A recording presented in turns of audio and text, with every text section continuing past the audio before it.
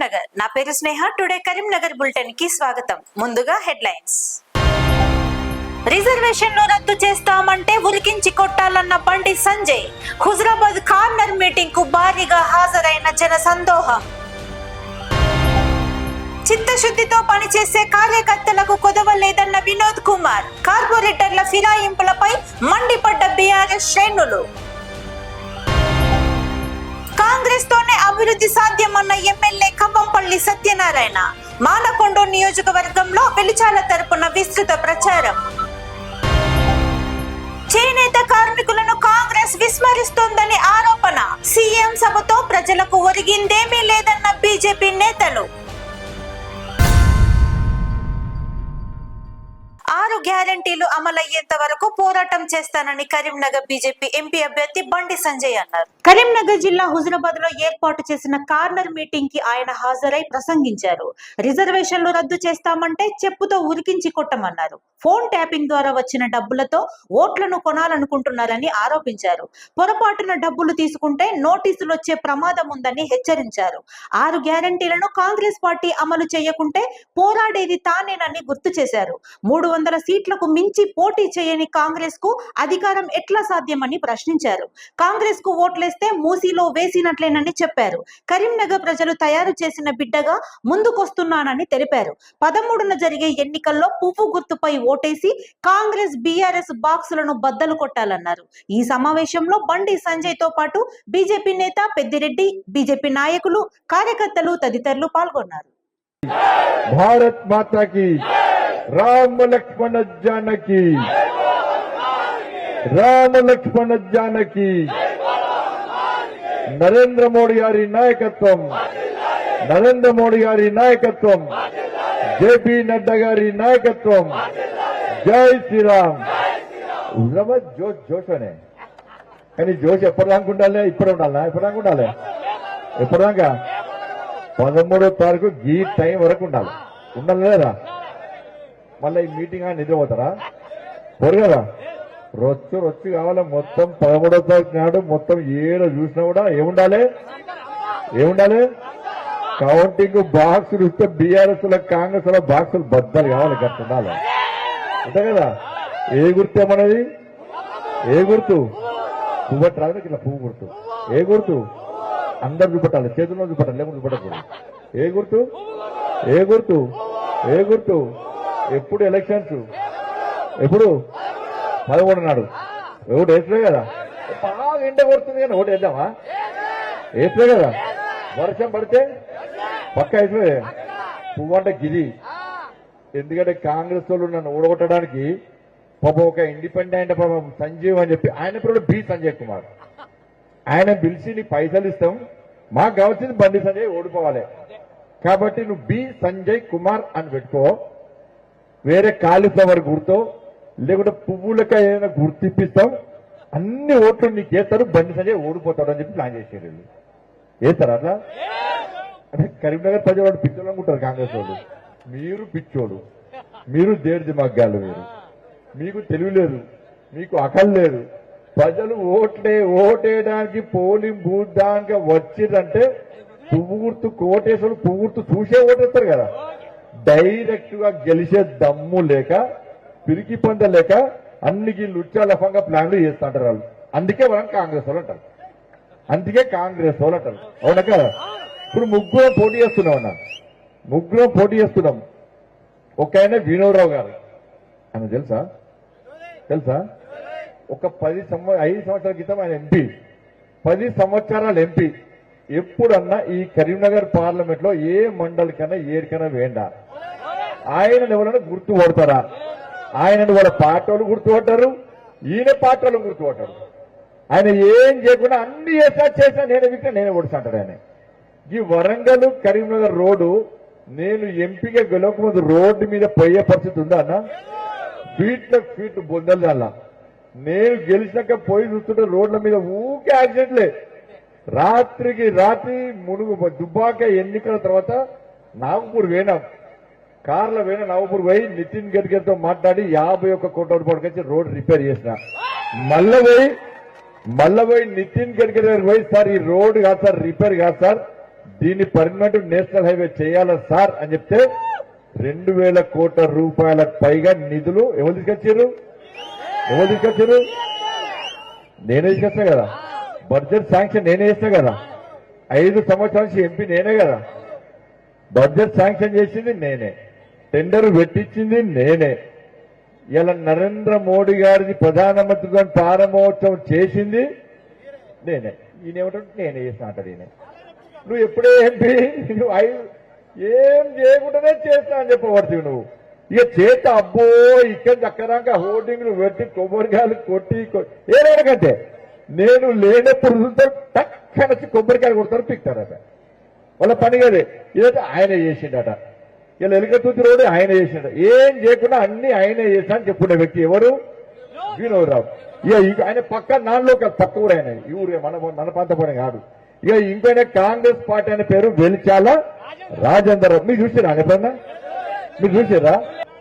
ఇలా 5 సంవత్సరాల్లో 2 సంవత్సరాలు కోవిడ్ తో పోతే 3 సంవత్సరాల్లో 12,000 కోట్ల రూపాయలకు పైగా నిధులు తీసుకొచ్చి అనేక అభివృద్ధి కార్యక్రమాలు చేసిన వ్యక్తిని మీరు గెలిపించిన బండి సంజయ్ కుమార్.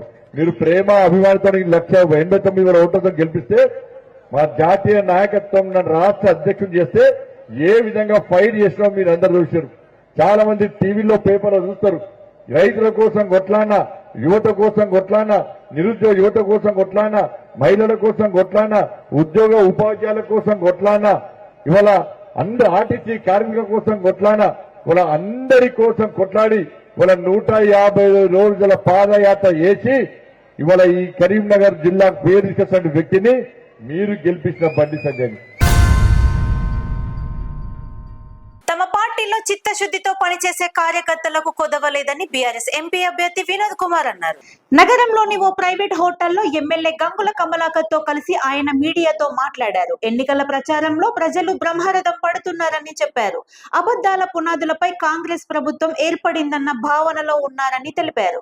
కాంగ్రెస్ అధికారంలోకి వచ్చి 6 నెలలు అయ్యిందని, సీఎం రేవంత్ రెడ్డి దేవుడిపై ప్రమాణాలు చేస్తూ తిరుగుతున్నాడని చెప్పారు. అభివృద్ధి కావాలో విధ్వంసం కావాలో ఓటర్లు తేల్చుకోవాలి అన్నారు.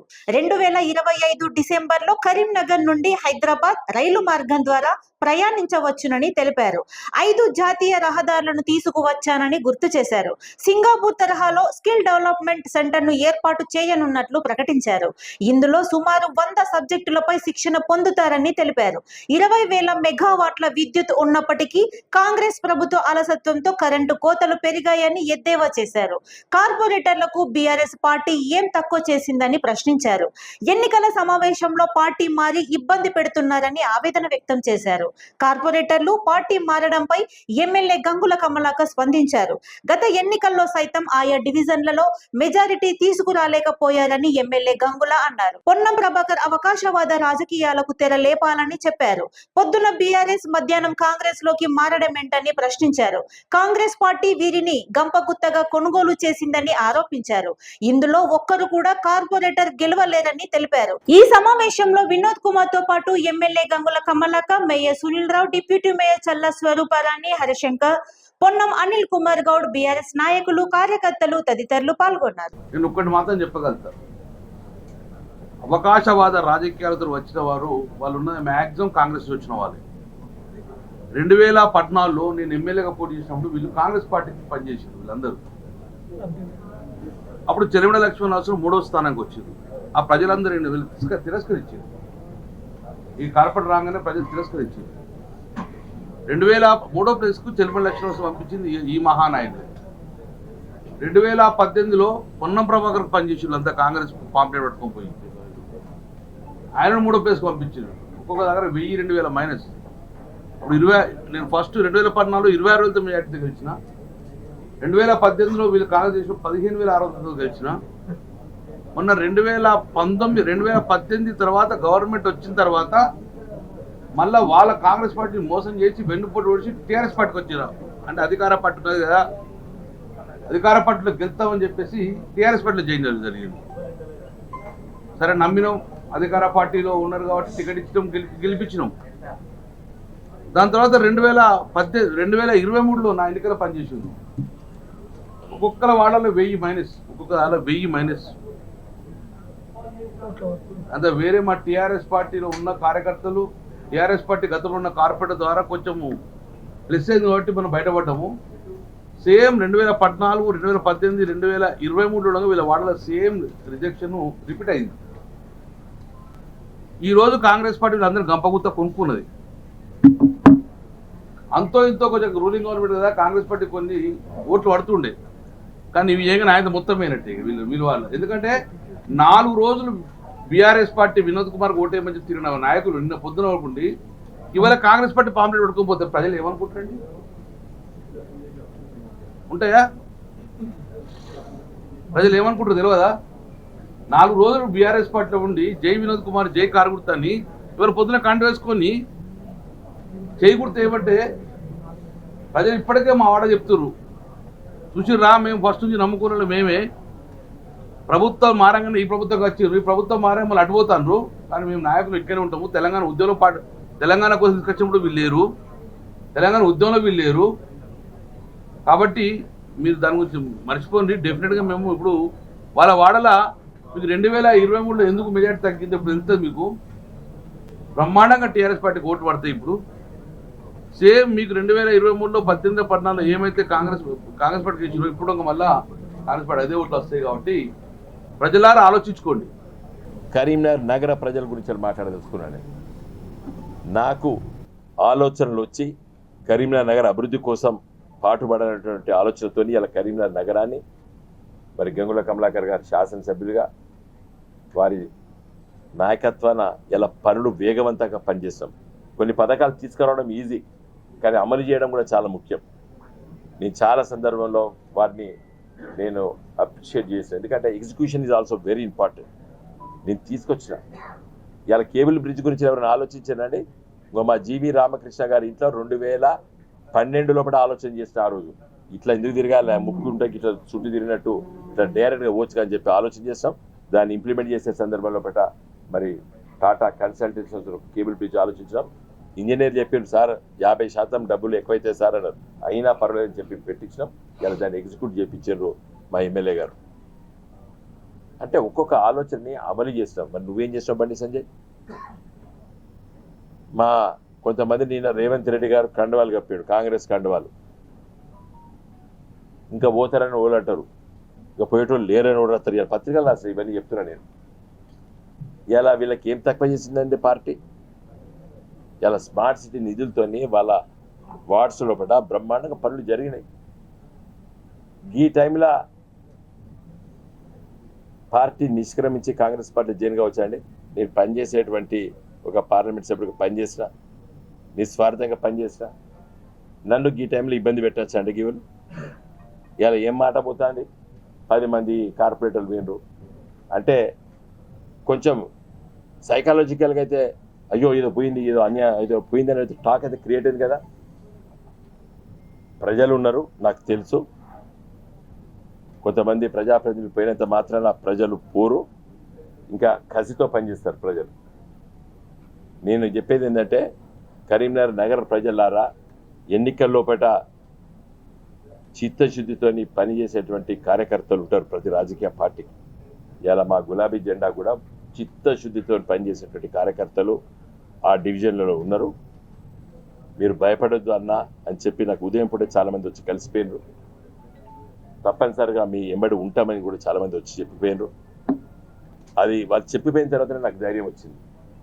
లేకపోతే నాకు అరే ఈ టైంలో నేను ఎంపీగా పోటీ చేస్తున్నాను, ఈ టైంలో నా పార్టీ సభ్యులు, పార్టీ నాయకులు, కార్పొరేటర్లు విడిచిపోవచ్చు అని చెప్పి బాధ కలిగింది కొంతసేపు. నేనేం తప్పు పని చేస్తా? పార్టీ వదిలిపెట్టిపోయి ఈ ఎన్నికల్లో నేను ప్రజల కోసం పనిచేసేటోను కదా, కరీంనగర్ పార్లమెంట్ నియోజకవర్గ అభివృద్ధి కోసం మాట్లాడటోను కదా. కాంగ్రెస్ తోనే అభివృద్ధి అభివృద్ధి సాధ్యమని మానకొండూరు ఎమ్మెల్యే కవ్వంపల్లి సత్యనారాయణ అన్నారు. కాంగ్రెస్ ఎంపీ అభ్యర్థి వెలిచాల రాజేంద్రరావుకు మద్దతుగా ఆయన ప్రచారం నిర్వహించారు. కరీంనగర్ జిల్లా తిమ్మాపూర్ మండలంలోని పలు గ్రామాల్లో పర్యటించారు. పర్లపల్లిలో గొట్టెముక్కల సంపత్ రెడ్డి, మొగిలిపాలెంలో మోరపల్లి రమణారెడ్డిలతో కలిసి గ్రామాల్లో తిరిగారు. ఉపాధి హామీ కూలీలతో మాట్లాడారు. కాంగ్రెస్ పార్టీ అధికారంలోకి వస్తే చేసే పనులను వారికి వివరించారు. కాంగ్రెస్ అధికారంలోకి వచ్చాక ఉపాధి హామీ కూలీ 400కు పెంచుతామని చెప్పారు. బీజేపీని ఓడించి కాంగ్రెస్ ను గెలిపించాలని ఆయన కోరారు. కాంగ్రెస్ పార్టీతోనే దేశ భవిష్యత్తు ఉంటుందన్నారు. రైతుల సంక్షేమం కోసం కృషి చేసే ఏకైక పార్టీ కాంగ్రెస్ పార్టీ అన్నారు. ఆగస్టు 15వ తేదీ రోజు రైతులకు 2 లక్షల రుణమాఫీ రాష్ట్ర ప్రభుత్వం మాఫీ చేస్తుందని వివరించారు. అలాగే నేదునూరు గ్రామంలో రెడ్డిగాని రాజు ఆధ్వర్యంలో ప్రచారం నిర్వహించారు. ఈ కార్యక్రమంలో ఎమ్మెల్యే కవ్వంపల్లితో పాటు మండల అధ్యక్షులు మోరపల్లి రమణారెడ్డి, మండల ప్రధాన కార్యదర్శి గొట్టిముక్కల సంపత్ రెడ్డి, గ్రామ శాఖ అధ్యక్షులు కాసర్ల సంపత్, ఎంపీటీసీ బండారి రమేష్, యూత్ కాంగ్రెస్ ప్రధాన కార్యదర్శి మహమ్మద్ ఆసిఫ్ తదితరులు పాల్గొన్నారు. ఈ పనిని స్టార్ట్ చేసేది కాంగ్రెస్ పార్టీ. 100 రోజుల ఉపాధి హామీ పని పెట్టేస్తావు.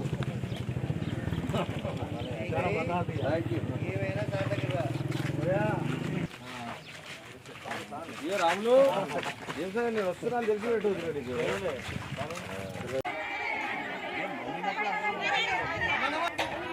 ఎందుకు ప్రారంభించింది? మీరు ఎండాకాలంలో పని పేరు చెప్పుకొని వాళ్ళు ఓట్లు అడిగే ప్రయత్నంలో ఉన్నారు. కాబట్టి మనం ఇవన్నీ గమనించి మన పిల్లల భవిష్యత్తు కోసం, మన పిల్లల భవిష్యత్తు ఏదైతే ఉందో చదువుకుంటే రిజర్వేషన్ ఒక డబ్బా నిండు సార్గెత్తురు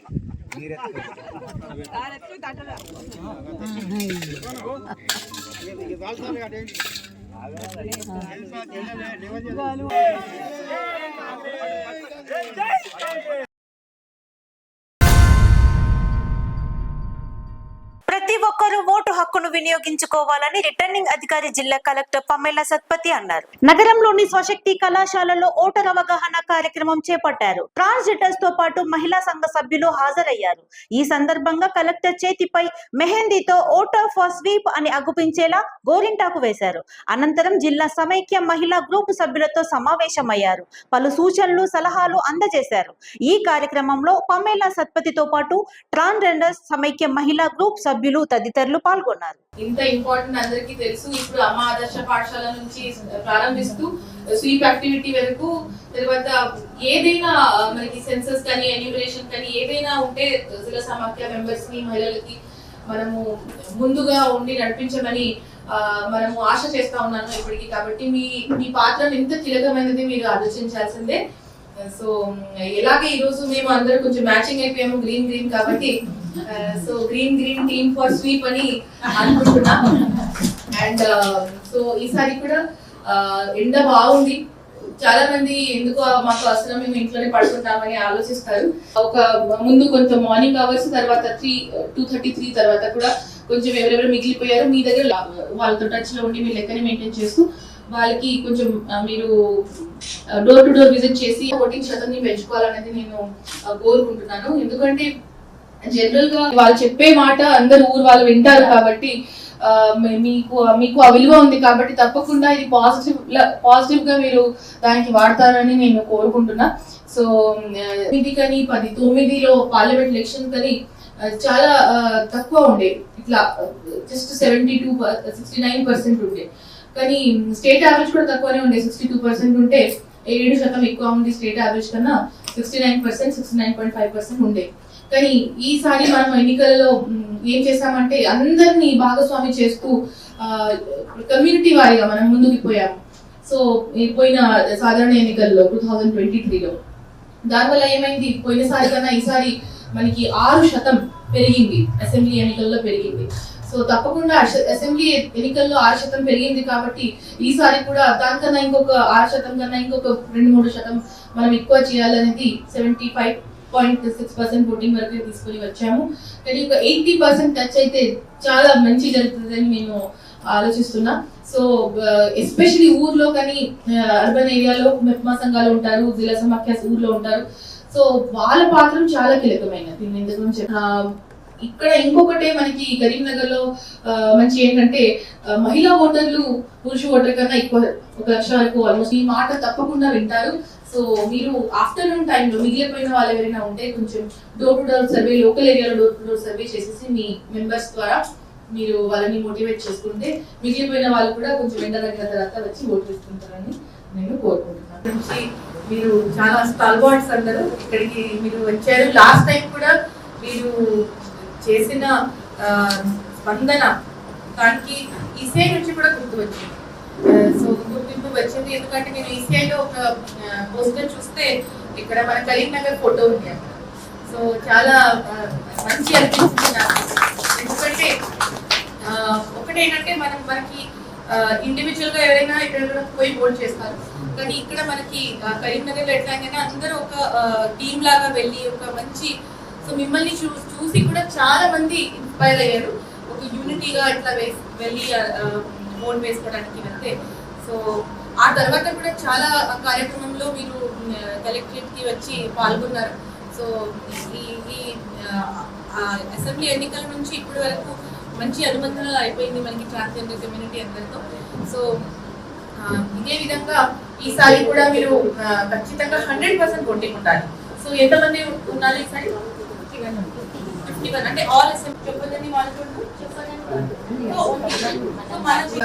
ఇలాంటి 51 కి 50 కమ్యూనిటీ మనకి ఇక్కడ జరగాలన్నది నా సిరిసిల్ల, వేములవాడ, అక్కడ కూడా ఓట్ ఎక్కడ వేములవాడ కానీ సిరిసిల్ల కానీ అక్కడ ఉంటే వాళ్ళు ఖచ్చితంగా పోయి అక్కడ ఆ పోలింగ్ బూత్ లో ఓట్ చేసినట్టు మీరు తప్పకుండా మీరు ఒకసారి మీ వంతు మీరు కృషి చేయాలనేది నేను ఇక్కడ అట్లీస్ట్ మీరు అందరూ మాతో పాటు ఉన్నారు కాబట్టి ఇక్కడ 51 కి 51 మెంబర్స్ అందరూ ఓట్ వేసుకొని 100కి 100% మనకి ట్రాన్స్ కమ్యూనిటీ నుంచి ఓటింగ్ ఉండాలి.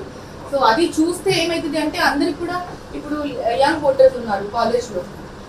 సో కొంతమంది యూనిటీగా మీరు ముందుకు పోతూ ఓట్ వేసుకోవడానికి వెళ్తున్నారని చూస్తే చాలా మంది దాని నుంచి ప్రోత్సాహం తీసుకొని 100కి 100% పాల్గొంటారని వాళ్ళు కూడా నేర్చుకుంటారని.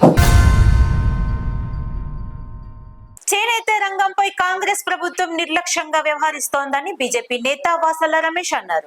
నగరంలోని ఎంపీ కార్యాలయంలో పలువురు బీజేపీ నేతలతో కలిసి ఆయన మీడియాతో మాట్లాడారు. సీఎం రేవంత్ రెడ్డి సిరిసిల్ల పర్యటనతో ప్రజలకు తీవ్ర నిరాశ మిగిలింది అన్నారు. సిరిసిల్లలో దాదాపు 20,000 కుటుంబాలు జీవిస్తున్నాయని, వీరి సమస్యలను పరిష్కరించడంలో కాంగ్రెస్ విఫలమయ్యిందని చెప్పారు. దినదిన గండంగా నేత కార్మికులు కుటుంబాలు గడుపుతున్నాయన్నారు. చేనేత పరిశ్రమలు సక్రమంగా నడిచేందుకు ప్రత్యామ్నాయ ఏర్పాట్లు చేయాలని కోరారు. కాంగ్రెస్ కు ఓటమి భయం పట్టుకుందని, త్వరలో ప్రజలు గద్దె దించే దిశగా ఆలోచిస్తున్నారని తెలిపారు. ఈ సమావేశంలో వాసాల రమేష్ తో పాటు శ్రీనివాస్ గౌడ్, లోకేష్, బీజేపీ నాయకులు, కార్యకర్తలు తదితరులు పాల్గొన్నారు. నేత పరిశ్రమ మీద చాలా సమస్యలు ఉన్నాయి. మరి వర్క్ షెడ్లు విషయంలో కానీ మీరు వర్క్ టు ఓనర్ పథకం కింద కొన్ని షెడ్లు గత ప్రభుత్వం నిర్మించిపోయింది. అది దాదాపు 100 కోట్ల రూపాయలు వెచ్చించి మరి నిర్లక్ష్య ధోరణితో వాటికనే పడి ఉన్నాయి. మరి ఆ వాటిని కూడా ఉపయోగంలోకి తేవాలి.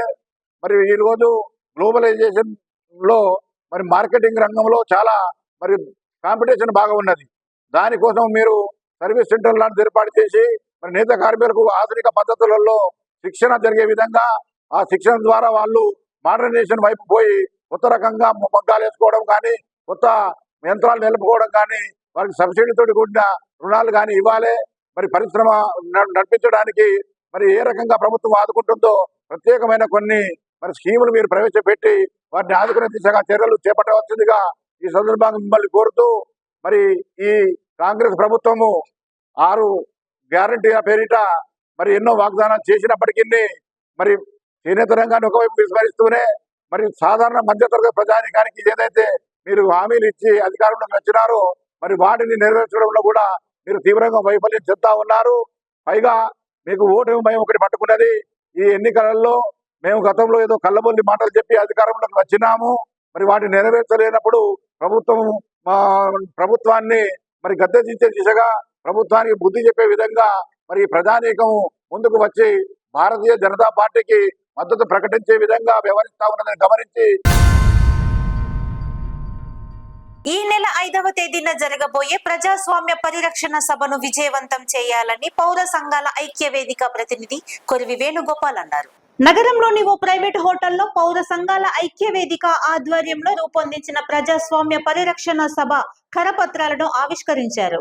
నగరంలోని రెవెన్యూ గార్డెన్ లో జరగబోయే సభకు భారీ సంఖ్యలో హాజరు కావాలని కోరారు.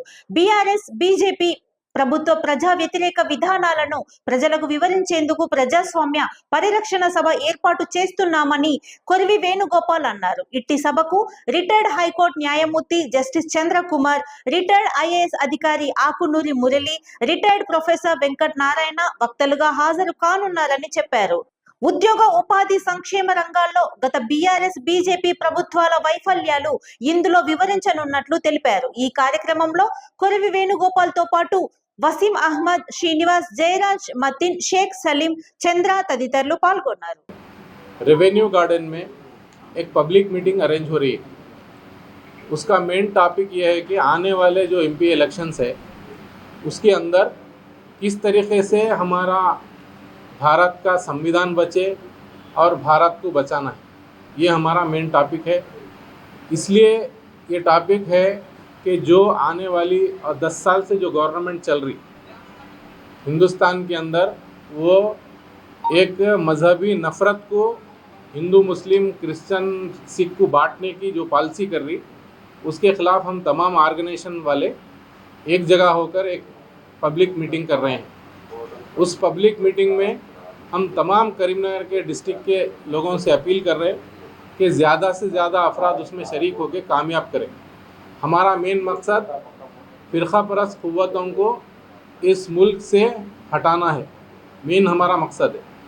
उसकी मेन वजह क्या है? 10 साल से जो बीजेपी की गवर्नमेंट यहाँ पर हुकूमत कर रही है, అంటే గత రాష్ట్ర ప్రభుత్వం 10 సంవత్సరాల వీళ్ళ యొక్క ప్రోగ్రెస్ రిపోర్ట్ కనుక మనం తీసుకుంటే మరి భారతదేశం ఎంత అభివృద్ధి చెందింది, నిరుద్యోగ యువతకు మరి ఎంత ఉద్యోగ అవకాశాలు మరి ఈ దేశం లోపల వచ్చినాయి అని ఒకసారి మనం ఆలోచన చేస్తే 10 సంవత్సరాల కాలంలో కేంద్ర ప్రభుత్వం 133 లక్షల కోట్ల రూపాయల అప్పు చేయడం జరిగింది. 133 లక్షల కోట్ల రూపాయల అప్పు కేంద్ర ప్రభుత్వం చేయడం జరిగింది.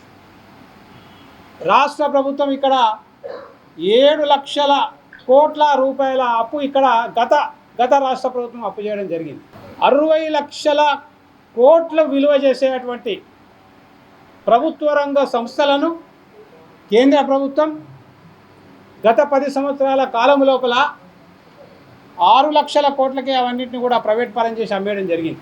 14 లక్షల కోట్ల రూపాయలను బడా పారిశ్రామికవేత్తలకు పెండింగ్లో ఉన్నటువంటి లోన్లను అన్నింటిని కూడా వేవ్ చేయడం జరిగింది, అంటే మాఫ్ చేయడం జరిగింది. అంటే 14 లక్షల కోట్ల రూపాయలు బడా పారిశ్రామికవేత్తలకు మాఫ్ చేయకుండా విద్య మీద, వైద్యం మీద ఖర్చు పెడితే యావత్ భారతదేశంలో ఉన్నటువంటి మొత్తం మంది కూడా ఒక ఉచిత విద్యను, ఉచిత వైద్యాన్ని అందించేటువంటి అవకాశం కేంద్ర ప్రభుత్వానికి ఉండే. నిన్నగాక మొన్న కేంద్ర ప్రభుత్వం 1 సంవత్సరం క్రితం దాదాపు 4 లక్షల కోట్ల రూపాయల సబ్సిడీ మళ్ళీ కొత్త పారిశ్రామికవేత్తలకు ఇవ్వడం జరిగింది. 4 లక్షలు మరి పేదలకు, యువకులకు, నిరుద్యోగులకు, కార్మికులకు, కర్షకులకు, వెనుకబడిన తరగతులకు, ఎస్సీలకు, ఎస్టీలకు, ఓబీసీలకు, మైనారిటీలకు, ఈబీసీలకు, మహిళలకు, వృద్ధులకు. మహిళలు అన్ని రంగాల్లో ముందుంటూ సమాజంలో గుర్తింపు పొందాలని ఆదరణ సేవా సమితి ఫౌండేషన్ అధ్యక్షురాలు కర్రె పావని అన్నారు. నగరంలోని జ్యోతినగర్ లోని నీలా ఇన్స్టిట్యూట్ లో బ్యూటిషియన్ కోర్స్ పూర్తి చేసుకున్న విద్యార్థులకు సర్టిఫికెట్ అందజేశారు. ఈ సందర్భంగా విద్యార్థులను అభినందించారు. నీలా ఇన్స్టిట్యూట్ కరీంనగర్ లో స్థాపింపబడి అతి తక్కువ ఫీజుకు ఫ్యాషన్ డిజైనింగ్, బ్యూటిషియన్, టైలరింగ్ కోర్సులలో శిక్షణ ఇస్తున్నామని చైర్మన్ మౌనిక రెడ్డి అన్నారు. ఇట్టి అవకాశాన్ని సద్వినియోగం చేసుకోవాలని సూచించారు. ఈ కార్యక్రమంలో Neela institute chairman Mounika Reddy, trainer Pravallika, joint director Srinivas Reddy, విద్యార్థులు తదితరులు పాల్గొన్నారు.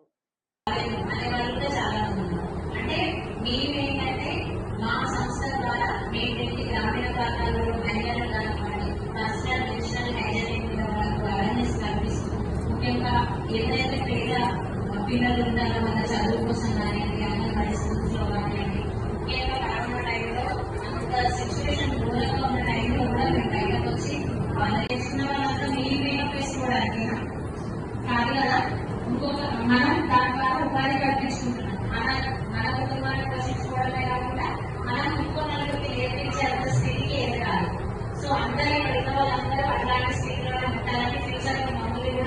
మీరు అన్ని పిలుస్తారని మేము ఆశిస్తున్నాం. మీరందరూ మంచి మేకప్ ఆర్టిస్ట్ కావాలని కోరుకుంటున్నాను. నేను ముఖ్యంగా నన్ను నేను ఇంటర్వ్యూ చేసుకోవాలంటే నేను కూడా అవసరం సాధారణ మధ్యతరగతి కుటుంబాలకు సంబంధించి. సో ఏంటంటే అన్నానికి ఇచ్చే ఇంపార్టెంట్ మగవాళ్ళు ఆడవాళ్ళని కాకుండా అందరూ అన్నానికి ప్రాముఖ్యత ఉంది. కాబట్టి మీరు ఇప్పుడున్న సిచ్యువేషన్ లో మేకప్ కి ఎంత ఇంపార్టెన్స్ ఇస్తున్నారు మనం అన్ని ఇన్స్టాగ్రామ్స్ లో సోషల్ మీడియాలో చాలా చూస్తాం. ప్రతిరోజు రీల్స్ చేసేవాళ్ళు అనేది పెళ్లి కానివ్వండి, బ్రైడల్ కానివ్వండి, చిన్న చిన్న. ఇంతటితో టుడే కరీంనగర్ బులెటిన్ సమాప్తం. Thank you all.